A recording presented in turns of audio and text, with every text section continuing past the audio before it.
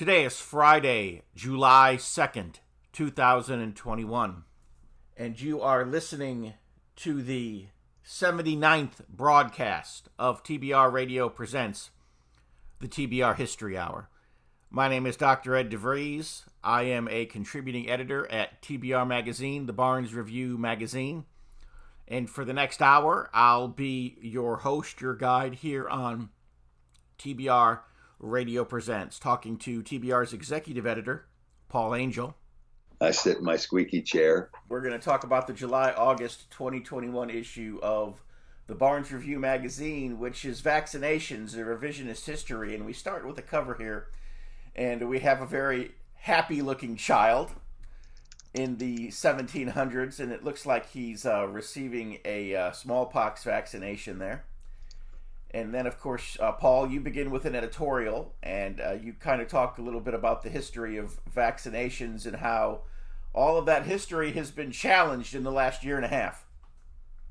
Well, yeah, that seemed to be timely at this particular point in time. And Tom Valentine wrote that article for us way back. And I couldn't find it for a while, and I found it in an old archive. And I would have published it years ago. But it seemed timely now because he goes into the history of the smallpox vaccination and the polio vaccination. And I don't know, I mentioned dysentery or diphtheria, one of the ones they came up with a vaccine for, and how everything was portrayed as so rosy with the results. But when you really look at the consequences of the vaccination program, some people allege that they actually caused epidemics in American cities in large numbers. So we didn't know too much about vaccinations back then. Matter of fact, I think that the Jenner was inoculating people before he even understood the germ theory, right? That people could get infected. But that, and we carried that on. Tom passed away a few years ago, and so we didn't get. I would love to have had his take on the whole COVID thing, because he had been talking about vaccinations and natural health alternatives and keeping yourself, build your immunity. And then you look back at 2020 and the lies we were told. And of course, Tom was a generation ahead of his time. And so we'd love to have had his opinion about the COVID pandemic, the response to it, the effectiveness of the vaccines, the variants, the hyping of it to such a large degree, but we didn't. But we have our own commentaries on that. We have had in the past and sell books, particularly Dr. Mikovitz's book, right? Plague of Corruption, I think it's called. And so there's plenty of information there on the history of vaccines, but it was an interesting whirlwind tour through the history of vaccines up to about, 1985. You know, this past year, and you said it yourself at the beginning of the issue, you know, do we wear one mask? Do we wear two masks? Do we wear three masks? Do we wear no mask? Do masks stop us from getting sick? Do we get sick from wearing the mask? You know, did the virus come from bats at a wet market in China? Did the virus come from a biolab in China? Did the U.S. military create the virus? Does Anthony Fauci know what the hell he's talking about? Is Fauci just wrong about everything that comes out of his mouth, and he's a chronic perpetual liar? Is COVID-19 going to be the seasonal flu from here on out? You know, hydroxychloroquine works, it doesn't work. Drink your gin and tonic. Take a vaccine. It's like, how do you keep up with it all? Because from day to day, even from morning news cycle to afternoon news cycle, the quote unquote facts and the information and the advice or the mandates were changing. You know, well, 2020 was the year of the big lie, and 2021 didn't go much better. I mean, the number of things we've been asked to believe that are complete lies, I say it over and over again. But COVID, who really knows? I mean, everybody thinks they know, and COVID's a scam. COVID's completely invented. The virus doesn't exist. Viruses don't really cause disease, right? We're even to the point where it's confusing. A lot of people have made up their mind. And I always say, like, this will be history one day, probably in another year or so. Who knows what they'll find out about this? So people shouldn't make their mind up about whether this was released intentionally or not, or if it came from the Wuhan, or if there was some other, or the Wuhan, virus lab, or whether it was an animal, right?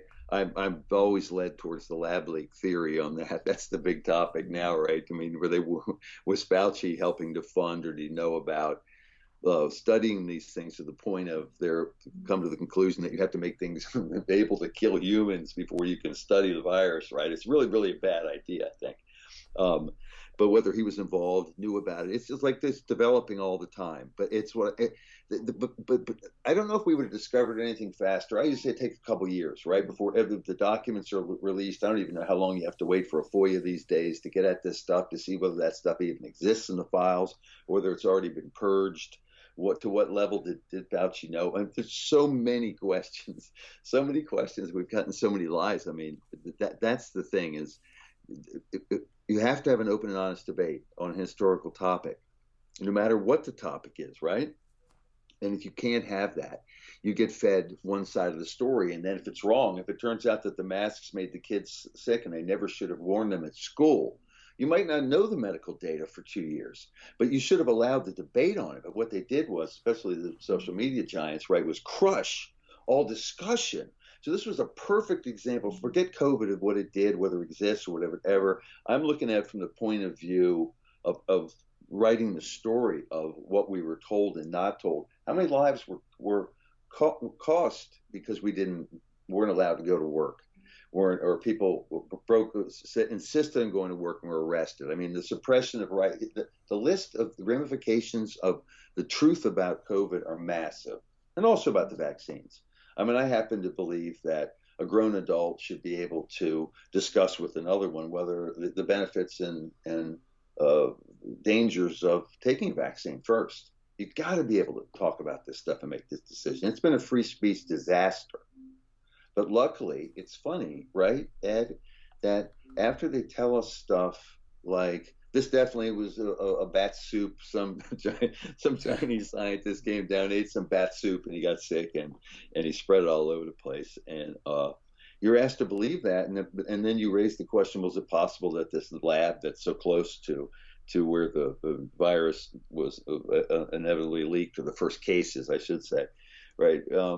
Is there possible there's a connection there? And then all of a sudden your YouTube channel is gone, right? And you're getting letters from your Amazon account or whatever else if you're selling a book about it. So that was the real fears. It was a real way to scare people, scare the population into giving up some rights there and allowing that to happen. So we got to be aware of that stuff and wary and point it out and fight it when we see it, that this was a real attack on freedom of speech.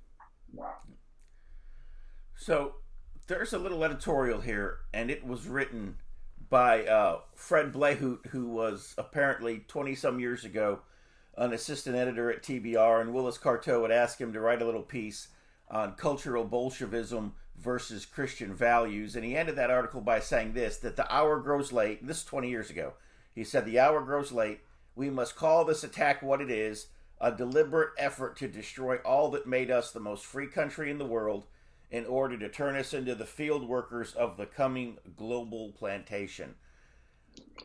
Did you put this where you did because you think that the whole COVID-19 thing and the government's response to it in particular, were you making a connection there without making the connection? Well, listen, there's a connection to about 40 things going on now. Look around you. Willis Carto was very interested in cultural communism, cultural Bolshevism. And he got a hold of William Lind. He saw the work of William Lind, who was writing about it at the time, and he helped with the special report. This was Blehout, Willis. And by the way, those words you read sound like Willis Carto wrote them. I mean, it sounded like him. So, of course, he would have edited anything he saw. So his input would have been in all of this. But he warned us of this stuff 20 years ago. At least, I mean, they were talking about before that, of how they would hit you in multiple ways. And, of course, you might bring up the fact that a pandemic is a great way to scare a population to give up rights, just as I've said. But other things are going on, too, with this assault on history, which may or may not have anything to do with COVID, although certainly every aspect of COVID could have been manipulated quite well. People are staying home now. all the time will say during this COVID pandemic, we've got them all locked down. What can we do now to make money? There's nobody on the streets. Do we take some measure the air now and tell everybody how great staying home and not driving your car is? So they're always thinking of every angle with every disaster. We know that, right? Useful disasters, or Rahm Emanuel, every other one. Hillary Clinton's probably said it. I think John Podesta said it. They've all said it about using useful disasters. Maybe I'm wrong about Podesta. So that's again, you better. By the way, the answer to your question is no. I didn't position it there particularly. I positioned it there because it could have been written today, of what's going on with just basically the Cultural Revolution, we'll call it, the assault on what we think this country means, what we think history truly is, where our role in this whole thing is. And so the pulling down of the statues and everything else. I should rerun that special report, by the way. It was commissioned by Willis, and it was called like Cultural Bolshevism, the End of America, or something like that. He had multiple versions of that supplement, so we had multiple titles for it. But if you look at all the stuff that was written then, it could have been written right now. The guys were talking about tearing the statues down, about pitting the races against each other, about systemic racism, about the defunding the police movement, all being part of this 20 years ago. The Black Panthers, of course, this may have been written in inspiration to the events of the 70s as well, with the Black Panthers, who used much of this, although TBR itself has pointed out that the Black Panthers and the Harlem Hillbillies, right? Not Harlem, but what was the one in Chicago, worked together to they make called the North Chicago neighborhood was called Hillbilly Harlem. Hillbilly Harlem, there you go. And they had all the good work that they did with the soup kitchens and everything else. So every story's got two sides.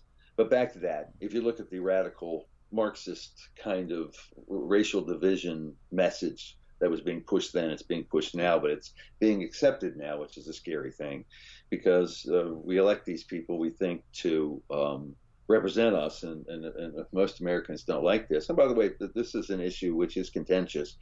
Parents are making some progress in such things as resisting critical race theory, and Black families, African American families also understand that this division is not good for society, and that we do quite enough and ought to be given whatever credit we deserve instead of being vilified racially. So that's going on. Parents are standing up to that stuff, and that's the good news there. Well, you talk about that battle between Bolshevism and Christianity. General Andrei Vlasov was a young child as the Soviets or as the communists were coming to power. And as a teenager, he enrolls in the Russian Orthodox seminary, and somehow or another, like so many young Christian college students who go to university and somehow or another find themselves being captured, if you will, intellectually by Marxist professors. And so Vlasov becomes an intellectual Marxist, and he works his way up in the Soviet army, and he becomes a general. And then when he gets to the top of the pyramid, so to speak, he sees that Marxism and Bolshevism wasn't everything that they told him that it was in college. And so in the next article there by Mark Rowland, he basically asked the question, was Vlasov a turncoat traitor or a dedicated warrior against Bolshevism?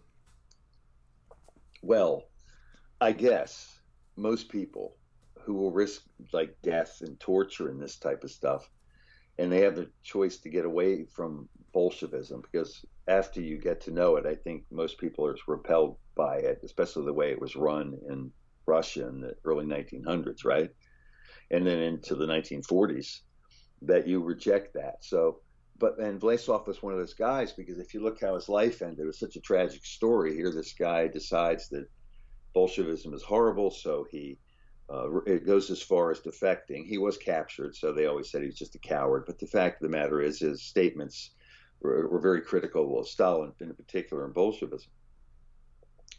And that he ended up sacrificing his life for it, because he was captured at the end of the war when the other Soviet generals decided to attack their other independent Russian commanders decided to attack the Germans in violation of their relationship.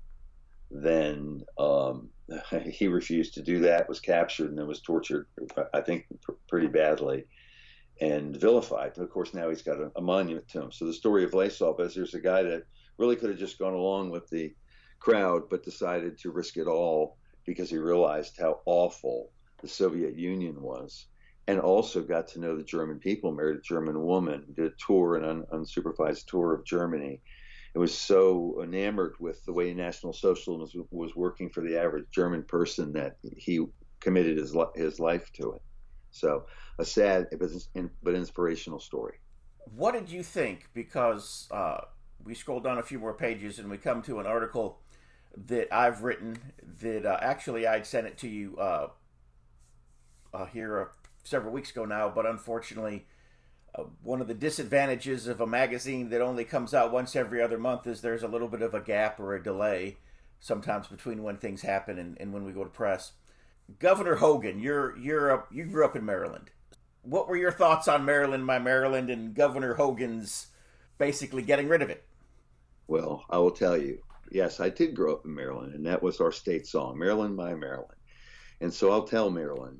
We sold a book about Maryland and how they liberalized the southern state. It's a classic example. But yes, the despot's heel is on thy shore, Maryland, and it is political correctness. And so here they've abandoned the state song. Maybe, I guess so, the despot's heel, well, it was Abraham Lincoln. And they did talk about the draft riots in there. But it was just an historical pertinent song that told the history of Maryland, and honestly. And so you can't do that anymore. You can't sing those songs. Remember, also killing people's culture as part of it is killing their music. So that was written by you, and that was very good. And it pointed out many instances, many places in Maryland, maybe even many holidays and things we do. Renaissance festivals, I don't know if you mentioned those, but you mentioned the different counties that are named for Baltimore and Calvert, who may or may not have been slaveholders or racial oppressors. Pretty much there are only two counties in Maryland, and that being Wicomico and Allegheny being named for Indian tribes. Other than that, all of the other 23 counties of Maryland are politically incorrect, either being named for the Virgin Mary or being named for a slaveholder. Yeah, well, that's too bad. They can't go around changing the names. They might make that effort, but that seems to be a bit extreme. Listen, just like people are standing up at these school boards, people are standing up the local level a little bit more. They're paying attention now because they're seeing things they don't really like. Remember, things were kind of the same for a long time. Didn't matter whether you had a Republican or a Democrat. The economy was a little worse when the Democrat might come in, and maybe there was a war if the Republican came in, whatever the truth is, right? But besides that, everything was safe. Now there's a real difference, right? I mean, pushing this type of a narrative and changing school curricula is a dangerous thing. It's also dangerous to start wiping out the names of counties. But then again, when you infest a state with a ton of liberals from the West Coast and New England, maybe I shouldn't say that because I love those parts of the country and people from there. But let's just say that Maryland went from having, I think, a Republican governor at one point in time many years ago to being like the only state that voted for Jimmy Carter besides Georgia. They are so Democrat and so liberal now. And if you look at what's happened in Maryland, it's completely different. So they still have their nice Chesapeake Bay and all. But banning that state song, that's just awful. So as a Marylander, I wish he would have delayed a little longer, or at least made some token resistance to the Bolsheviks, but whatever. Open your web browser and type in www.barnesreview.org and discover the Barnes Review magazine. In the Barnes Review, you will read vignettes of man, from the prehistoric to the very recent, from forgotten races and civilizations to first-person accounts of World War II and the late Cold War. There is no more interesting magazine published today, nor a more significant and important subject than real history. So visit www.barnesreview.org and subscribe to the Barnes Review. You can subscribe to receive the Barnes Review magazine in its print form, or in convenient electronic delivery. Our host has been a subscriber to both formats for years. So visit www.barnesreview.org and subscribe to the Barnes Review. So the next article then is another Tom Goodrich piece, and he talks about the eyes and the ears of the Army, and those being the scouts of the high plains, during the Little Big Horn, and the Fetterman Massacre, Slim Butts, Palo Duro Canyon. He talks about a number of battles that were taking place as the United States and particularly its army were moving further westward. And he talks about these scouts who basically, there's no way that the army could have navigated that terrain and that wilderness, if you will, had they not had the assistance of people who knew the lay of the land. Correct. These guys, scouts, were so much more important than we hear too much about. Is there any movies about scouts? Somebody's going to say, sure, there's one or two, but basically it's the big generals, right, or the head of the wagon train or whatever. But out there riding alone in those valleys and arroyos and looking over the next ridge and seeing some Apache or whoever may be there, they have the army is squabbling with at the time, and they risk getting captured and having getting information from them. If you read honestly the works of Tom Goodrich, he'll give you the details of the treatment that prisoners would receive, or wounded would receive, or the dead would receive by the Indians at the end of a battle. In some instances, not all.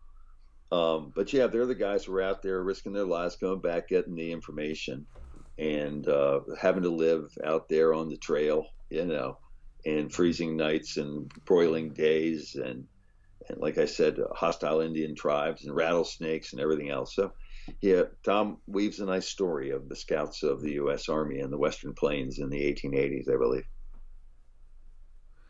So CBS had a little show. It went 13 episodes, and I think, was it last week was the season finale, the 13th episode. I don't know if you've picked up on it or not. It was called The United States of Al, and it was about a Afghani gentleman who I guess was a scout for the Marine Corps. Essentially, there was a Marine who, when he came home, he was able to bring his interpreter with him. And so now here's this Afghani guy, trying to adjust to life in Ohio, and that's the comedy of the show. That sounds kind of interesting. Yeah, but he couldn't leave him there in Afghanistan because, who knows what would have happened to him. And at different episodes, you even hear where Al's family's suffering certain things because he couldn't bring his whole family with him, and they're suffering certain things because he was a traitor as far as the Afghan people were concerned. So, the Taliban or different people within their community might do things to his family and so forth. And you make a good point, because those guys are one of the purposes of a U.S. Scout would have definitely been to have had been multilingual with possibly multiple Indian dialects. If you do come across friendly ones, you also that you have relations with, because not every single tribe was hostile. Right. Or at least little portions of some of them didn't want to be. You better be able to communicate with them. So this guy, it's funny. I hope we treated these by bringing him here. I guess that means we gave him a fair shake, because I hate to think we just abandoned these dudes. Mm-hmm. Well, apparently there were several of them that's kind of the way they feel, that they were just kind of abandoned and left there. And I guess some of them have been, have been executed or tortured or whatever in the light of U.S. troop withdrawals. So yeah, so I think maybe part of the show, even though it's a comedy, is intended to kind of draw people's attention, to the fact that happened and to what's going on over there in that regard. Right. And there was one episode, and it wasn't so much of a comedic episode as it I think it was intended to be a more serious episode. And so Al goes into an Afghani restaurant in Ohio, and he ends up meeting the daughter of the owner, and what starts to be a budding romance gets kind of aborted when she realizes that he was one of the traitors, that he was one of the ones who had helped the U.S. military. And she's like, why would you betray our own people and our own community? And, his response was that basically that he saw the U.S. Army coming in as a liberating force, and he thought that they were going to free the Afghani people. He goes, and then I saw the U.S. military do things that I thought were unconscionable. He said, so I had to make a decision at that point. which tyrant would be less oppressive. Because, he was beyond the point of being able to be neutral in this thing. He's like, so I had to decide which was the lesser tyranny, and which was the lesser brutality, and which side was going to butcher fewer people. Poignant. Yeah. And, that at the end, he ultimately sided with the U.S. Marine Corps. Not that he agreed with everything that they did, but just that he thought that they would be less brutal to the Afghani people than say the Taliban would be. Right. You would hope. But, yeah. You never know. But yeah. But the next article kind of talks about. I'm sorry. Go ahead. That's interesting because it's kind of a segue into the Spanish-American War story, right? Yes, sir. You thought Cuba wanted to be independent. We start, and that's the story by Antonius Patrick, in which he talks about the very first. Maybe you have an order you want to talk about this in. We can come back. So go ahead. Yes, it's the article by Antonius Patrick about the Spanish-American War and how the Spanish were ruling in colonies in Cuba, right, Puerto Rico, and the Philippines, at least a few other places. I can't remember where. Is it Guam too? I don't remember. But certainly we were interested in those places in the 1890s. It was the first projection of American power. Everybody always thinks it's World War I, where we changed the tide of war in World War I by funneling over mass amounts of armaments and troops, really to turn the tide there. And so, but before that was the Spanish-American War, and it was also pretty much a war created on multiple lies. One being that the Maine was destroyed by mines placed by Spanish terrorists. Of course, the lead up to this and why people believed it was because of the yellow journalism at the time. They were looking for eyes on their articles, so they were writing these crazy articles about how oppressive the Spanish Catholics were and how they were mistreating the people and how the Cuban people were begging for help. And there's these illustrations of Uncle Sam standing there with a Cuban gal with maybe she's got some type of a sombrero on, right? You'd think now those things would not be published because they seem so racist, right? Looking in today's 2021 lens. But and there she is, pleading with Uncle Sam for help. And Americans are like, yeah, we got to help these people. So we ended up, it turned out, by the way, that the explosion probably was caused by some type of design defect. They're not 100% sure, but that's what it looks like. That we used that pretext then that they had the Spanish terrorists, right, had planted this bomb. And we therefore basically took over Cuba, took over the Philippines, and took over Puerto Rico. The Philippines is how the people of the Philippines is how the story ties in. We talk about which is a better tyrant. So at the time there was a large number of Filipinos who wanted independence, and they, of course, they're being spread out amongst the islands. They were pretty self-dependent, or at least and felt some nationhood. So when the Spanish were finally pushed out and defeated with the help of the Tagalog rebel fighters, right, and other Filipino groups who were looking for independence, helped the United States defeat Spain, and thinking that the United States was going to be better. But of course, it turned out the United States wasn't any better, and they revolted against American rule, right? They want their independence. And so, in one sad thing, and by the way, there may have been atrocities on both sides, so it may be unfair in this particular issue that I put in the picture of the I can't remember what the name of the battle was. We call it the Battle of Yin Yang or something like that, where they called it the Massacre at Morro Crater, right?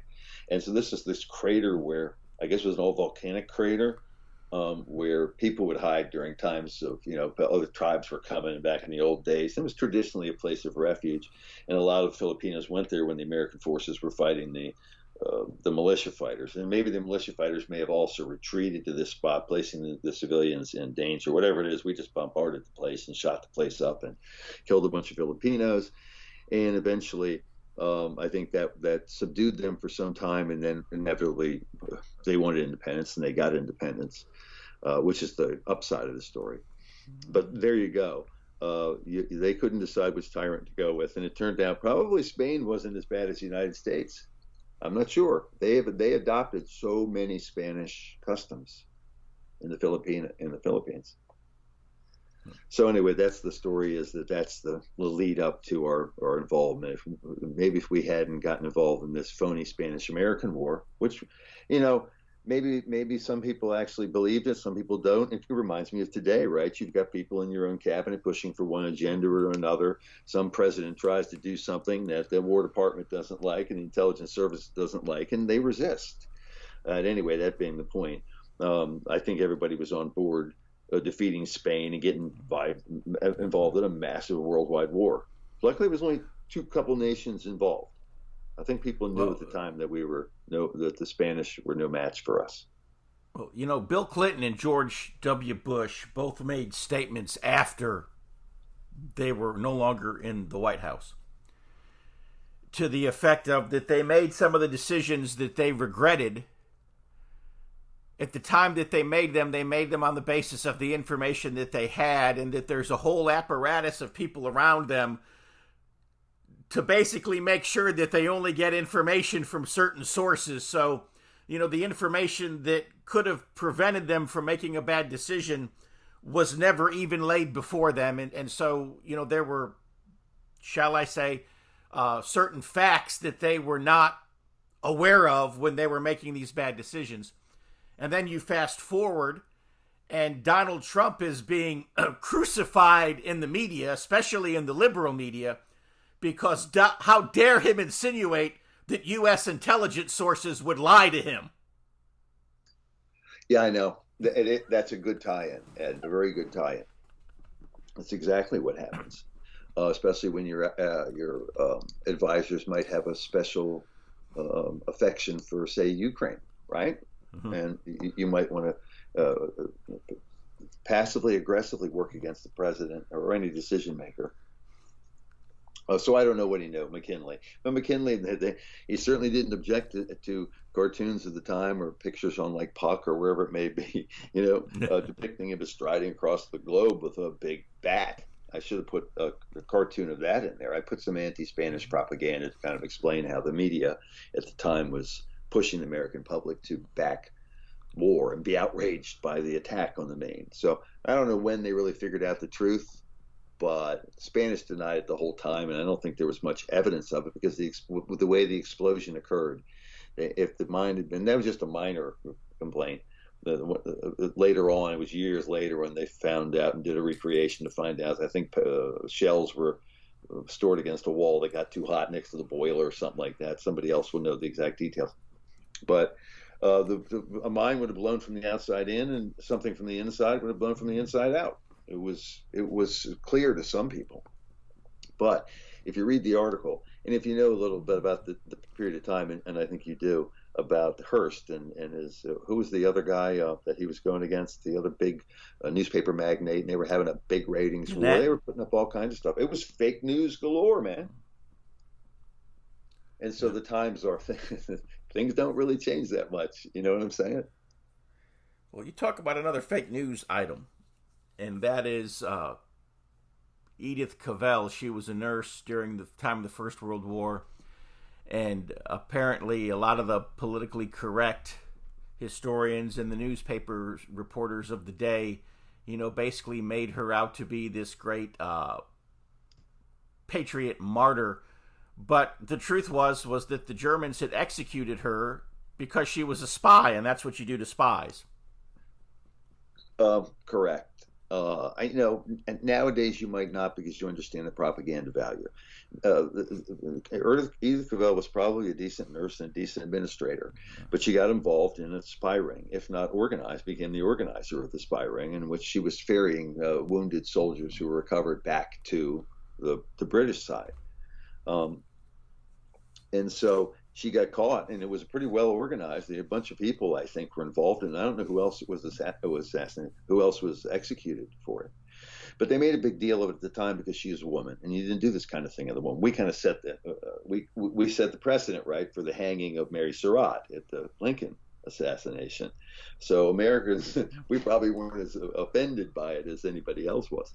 But yeah, but the stories that, you know, she was probably executed, and maybe the guys who were shooting her were, you know, you would naturally feel some remorse. But in the end, the story was that she wasn't dead, and and she was gasping for life, and the German officer comes over and just finishes her off. And those pictures, those posters, and then posters of Edith Cavell with join the Red Cross and donate money, sign up for war, look at the atrocities. This is what they do. But really, it was no different, as you point out, than, say, Mata Hari, who was a really scapegoated, we think, spy, and everybody knows her name. Same thing. If you don't know the end of the story, she's executed, right, by the French, because the French are looking for a scapegoat. And she had been hanging around with German and French and officers, but all she ever passed on was like rumors of relationships and social stuff. And they really didn't think she was of much use. But the point was, there was another woman who was executed. But all we think of as Mata Hari is the seductress, right? We don't really know the spy story. We know she's a spy, but not that in the end, or many people don't, that she was executed after pretty much of a sham trial, I should say. But yeah, it got a lot of people to enlist, and it showed the value of war propaganda. And even over here, we'd heard about it. There were movies made, multiple numbers of movies of the brave nurse Edith Cavell. And it's just amazing what you can do when you put a lot of Hollywood money and a lot of U.S. government money behind, the poor nurse being killed by the evil German beast. It's the same type of war propaganda that was in the Spanish-American War. The media's been doing this for so long. I mean, they're the ones who agitate the most racial division. They've actually got the government doing it now, with the Biden administration. They agitate for war. They agitate for the ups and downs in the stock market sometimes. A little headline, maybe people would never know what the Federal Reserve Chairman said unless somebody put on stocks dive after Fed Chairman says inflation skyrocketing, right? I mean, that costs you 1 million points. No, it's an exaggeration. So, yeah, the media is extremely important in history, and what happens today is history tomorrow. That's what I say. So we talk about everything at TBR, as you know. And this Edith Cavell story, once again, has pertinence for today, as does the Spanish-American War, projecting American power, but also the power of the media to mold public opinion. People believe some crazy stuff, you know that watch the left-wing media all the time and never get another side of the story. I mentioned that in the editorial, too, or somewhere, some editorial I wrote recently. The insurrection, the Jan 6th insurrection at the U.S. Capitol was the worst case of insurrection against the U.S. government since the American Civil War. You're like, really? But, but people believe a lot of stuff they see, and they believed at the time about Edith Cavell, and it got British people going. I think I kept saying American, but it was, and they got in on the act too. But I mean, watching these movies, and they were conditioning us. I mean, come on, for World War II practically. How can you hate somebody one day and not hate them the next? Well, that's what Hollywood does. Extra, read all about it. If you're like me, and I'll bet you are, you like to be on the cutting edge of honest news and accurate information. You like to hear about the latest financial trends and to know what's happening around the world and right here in the United States. The things that can directly impact you, your life, and the life of your family. And if you're like me, you do not rely on the mainstream media to obtain this information because, frankly, you know that you just can't trust them. Fortunately, there is an alternative news outlet with a long-established track record for honesty and integrity, and that is the American Free Press. AFP is the preeminent alternative independent news source for honest, hard-working, truth-loving Americans. AFP is the antithesis of the controlled, lamestream media. AFP is employee-owned and has been so since its founding. Because of that, AFP never has and never will allow advertisers or special interests or big money to dictate what appears in the pages of the American Free Press newspaper. 26 times a year, the American Free Press newspaper can be delivered to your door, packed with the kind of uncensored news that I know you're going to appreciate. AFP covers the stories and tells the truth that the lamestream media is frankly scared to touch. And AFP offers real, on-the-scene reporting and commentary, the likes of which you will never see in the Washington Post, the New York Times, ABC, NBC, CBS, CNN, or just about any other lamestream news source that you can think of. That's right. There's only one national populist news weekly staffed by an unsurpassed team of veteran investigative journalists who will dare to rip the veil off of many of the major news stories that are being censored and suppressed by the big money controlled media monopoly. And that's the American Free Press. AFP publishes exciting, in-depth, uncensored news and information that's grassroots and patriotic, information that Americans need to know in order to combat the growing police state. AFP stands firmly against the New World Order and against those who are working to establish a global plantation under the rule of a powerful few.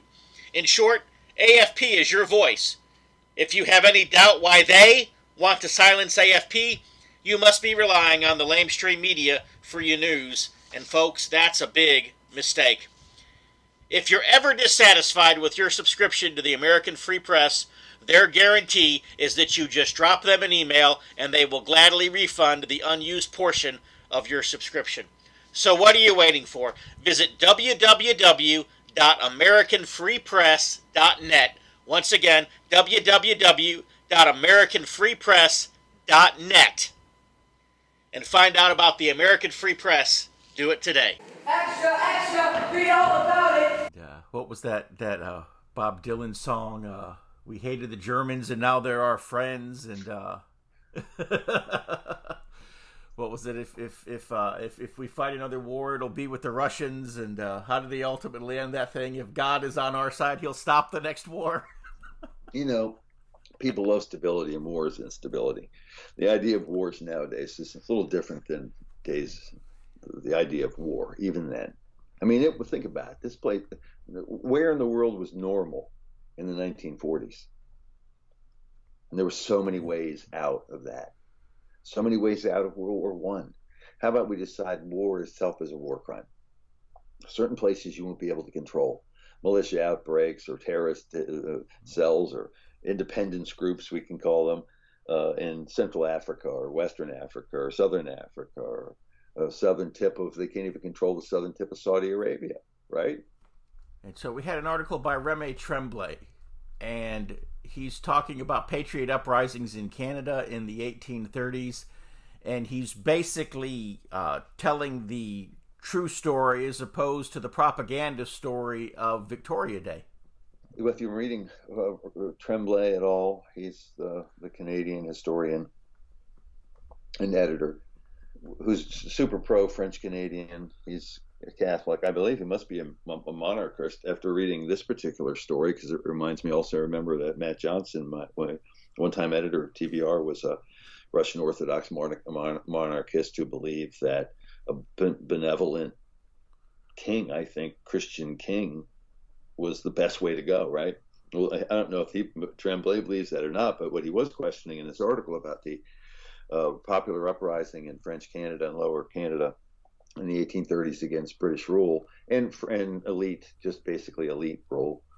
In the end, the motives he questions were that the leaders of the revolution, the ones who were really agitating people on the streets, they never do any of the real fighting, were looking to secularize French Canada and take God out of everything. And really, he thought it was like inevitably like the French Revolution, some of the same symbology, Phrygian caps, this type of stuff, the tie together there. And in the end, they conned a lot of people in the French Revolution into thinking they really wasn't a direct attack against monarchy. At least some of the rabble, I don't know, because they were tearing up churches like crazy, but that may have been pre-orchestrated in France. You know what I'm saying? Leftists have a way of agitating riots and such, don't they? But he does give us a good story of this little uprising. I'd never heard much about it before, what it was all about, and the attempt by a poorly trained and poorly organized populace against the highly trained British army at the time. Kind of like reminded me of the American Revolution. We had a lot more people, and we were able to make guns and such, or at least get them. I don't know. This rebellion was not well organized, and it didn't last too long. And it did kind of flare up here and there. We had our own, remember, and it also reminds me of, say, Shays Rebellion or the Whiskey Rebellion, right? Where American patriots said, we don't like what's going on here. And it's funny about the U.S. government, right? Ever since the second after they rebelled against the British and then took over, every other rebellion, they don't like any other rebellion. Every other rebellion is mercilessly crushed. Well, anyway, they didn't fare as well in Canada as we did here in the United States, and that group was suppressed. And the French and listen, Remy is a nationalist. So, and he's a French nationalist. I believe that he would like an independent Quebec. That's what I get. I've never talked to him about it, so I could be completely wrong. He'd be like, "Oh boy, you just got me in a lot of trouble." But reading his stuff, and he would also like it to be a nation with a Christian that admits its Christian foundation. And after that, there was an article by John Weir, and it was about Sir Arthur Harris, and basically asked the question: was he Winston Churchill's bud, or was he the war's butcher? That article is sure to get a few letters back, because for years I think we've described uh, Sir Arthur Harris as the butcher, right? Other people call him Bomber Harris. He's got like 12 different nicknames they used to call him by, and so he was the leader of the air war, right, against Germany in particular. And so in the end, he was tasked with carrying out these fire bombings, mass fire bombings, and carpet bombings, and area bombings. I think is the name that we give them, although it should be much worse than that. In places like Dresden and Hamburg, where what we think are really non-vital to the military effort sites, obviously chosen for more psychological reason. We did explain, and by the way, in the end, we say he shouldn't be called a war criminal because he wasn't the guy making the decisions. They said, do this. If he had said no, they probably would have said, do it anyway. But we do go into another high-ranking advisor to Churchill, who was really super anti-German and really had more of an influence with Churchill about the effect of carpet bombing civilian targets. And it was his belief that just terrorizing populations by setting them afire and ablaze and showing other towns what can happen to you if you don't just submit. And you're like, well, the German people didn't submit, but even if they had, it wouldn't have done them any good.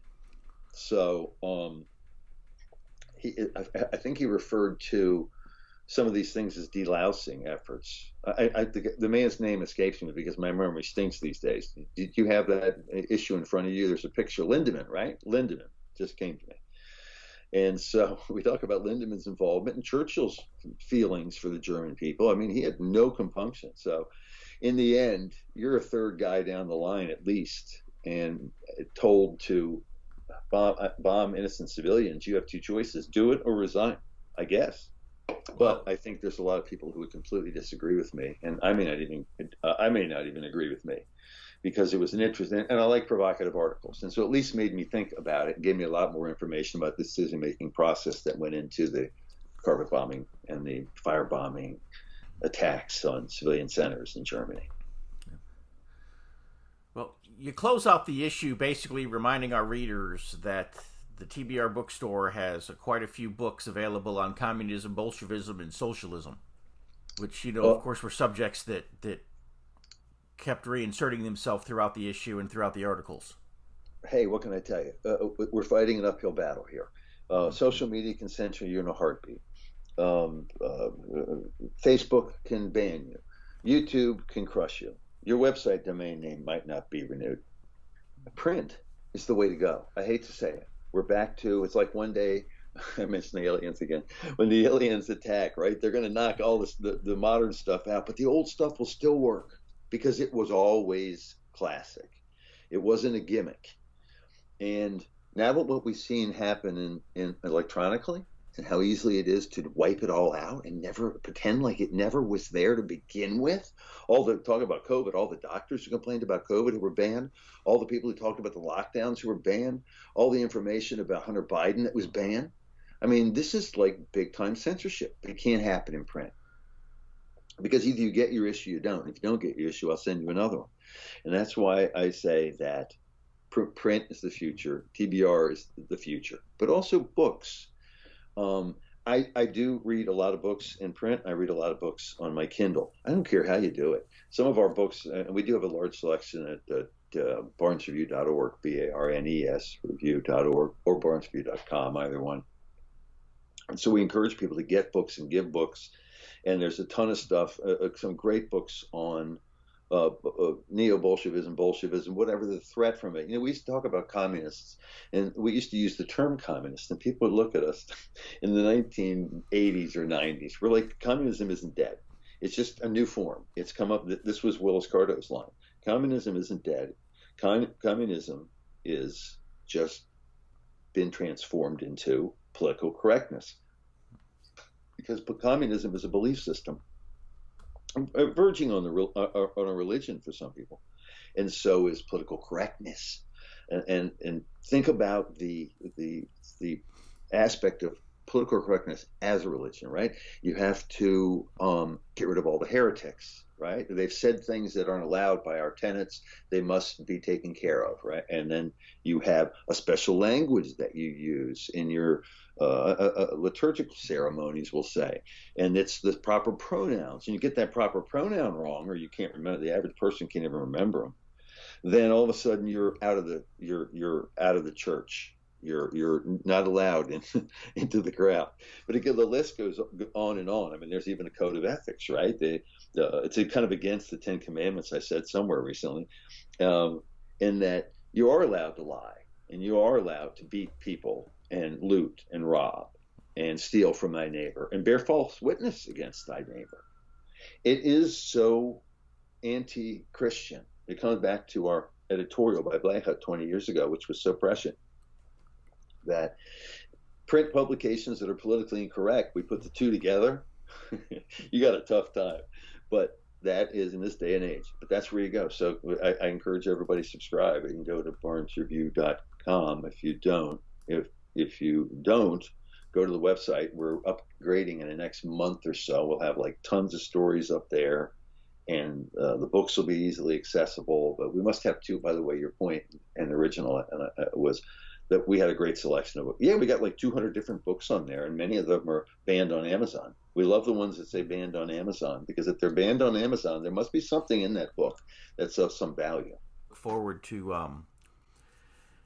our listeners who aren't already subscribers, subscribing to the Barnes Review and getting this July-August issue in their mailbox here in the next couple of days.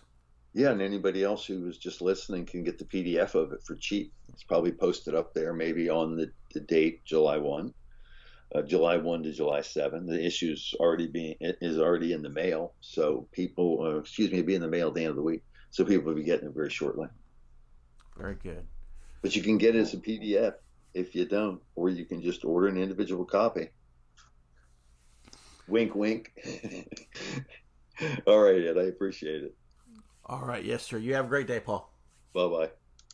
Open your web browser and type in www.barnesreview.org and discover the Barnes Review magazine. In the Barnes Review, you will read vignettes of man, from the prehistoric to the very recent, from forgotten races and civilizations to first-person accounts of World War II and the late Cold War. There is no more interesting magazine published today, nor a more significant and important subject than real history. So visit www.barnesreview.org and subscribe to the Barnes Review. You can subscribe to receive the Barnes Review magazine in its print form, or in convenient electronic delivery. Our host has been a subscriber to both formats for years. So visit www.barnesreview.org and subscribe to the Barnes Review. And so that was our beginning of the month of July, introduction to the July-August issue of TBR Magazine Conversation with Paul Angel, our executive editor here at TBR. It's always good to talk to Paul when we break down one of these new issues when it comes out. As Paul said, it's going to go into people's mailboxes a little bit later this week. And if you're a subscriber to TBR, of course, you'll look forward to getting your issue in the mailbox. If you are an electronic subscriber, you should already have the PDF in hand. If you're not a subscriber, of course, Paul told you how you could become one. Go to www.barnesreview.org. There were 2 segments of material, about maybe 12 minutes or so of conversation, that I did leave out of this interview that you've just heard. And the reason for that is because while I know they would be of general interest to our audience here at the TBR History Hour, they would be of very specific interest to my listening audience over at TBR Radio Presents The Dixie Heritage Show. those being Paulinized discussions of Tom Goodrich's excellent article on the death of Dixie, and also an article that was by Edward Mikes.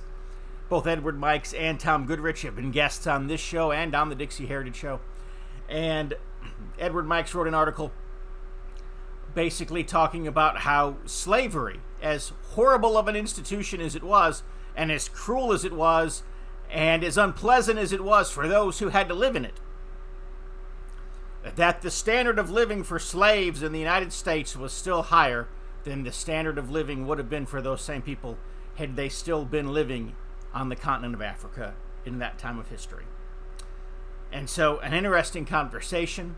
I'm going to be playing those two segments next week, Friday, June 9th, on our TBR, or I'm sorry, July 9th, on our TBR Radio Presents the Dixie Heritage Show broadcast.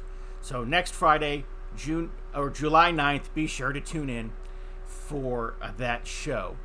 One of the things that we talked about on today's program was Maryland, My Maryland, the state song of Maryland. And I'm going to close out today's show with Maryland, My Maryland. So we'll head out here. We'll fade out with you listening to that great song. But one thing that I've noticed is that YouTube is already starting to pull Maryland, My Maryland from its offerings.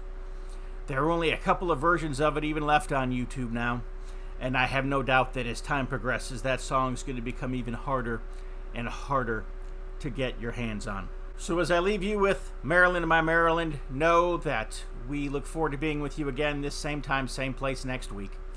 And until then, from all of us here at TBR Radio, God bless.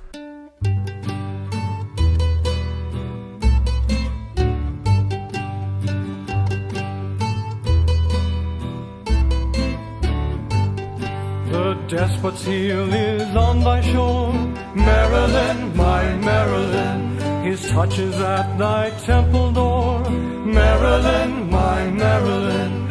Avenge the patriotic gore that flecked the streets of Baltimore, and be the battle queen of yore, Maryland, my Maryland.